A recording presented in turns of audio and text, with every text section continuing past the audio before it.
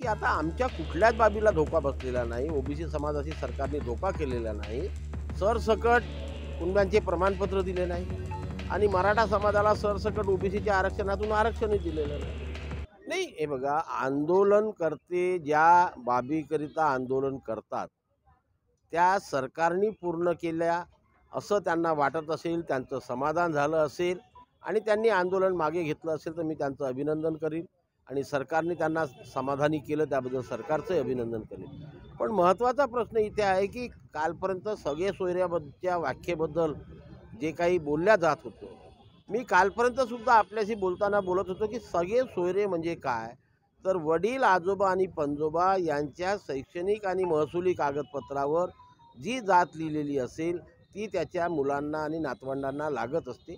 तेच कालच्या राजपत्रामध्ये दिलेलं आहे, नवीन काय दिलं त्याच्यामध्ये? त्याच्यामुळे आमच्या आरक्षणाला कुठेही धक्का लागलेला नाही।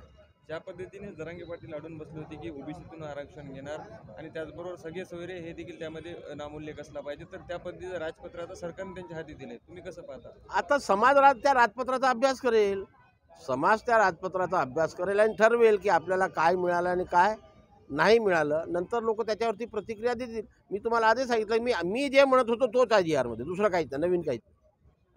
तुम्ही सरकार जर ओबीसीच्या विरोधात काही भूमिका घेतली तर मुंबईकडे वाटचाल करणार अशी भूमिका तुमची देखील जाहीर केली होती, तर सध्याचा निर्णय पाहता आणि सरकारची भूमिका पाहता काय तुमची काय पुढे? नाही, हे बघा की आता आमच्या कुठल्याच बाबीला धोका बसलेला नाही, ओबीसी समाजाशी सरकारने धोका केलेला नाही, सरसकट कुणब्यांचे प्रमाणपत्र दिले नाही आणि मराठा समाजाला सरसकट ओबीसीच्या आरक्षणातून आरक्षणही दिलेलं नाही।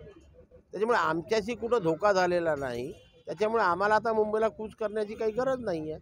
आम्ही समाधानी आहोत। सरकारने 29 सप्टेंबर 2023ला आम्हाला जो शब्द दिला होता तो त्यांनी पाळला आणि ओबीसी समाजावर कुठेही अन्याय केला नाही, त्याबद्दल मी सरकारचे संपूर्ण ओबीसी समाजातर्फे आभार मानतो। आमच्या विदर्भ टाइम्स YouTube चॅनेलला सबस्क्राइब करा आणि बेल आयकॉनला क्लिक करा आणि रहा आमच्या सोबत अपडेट।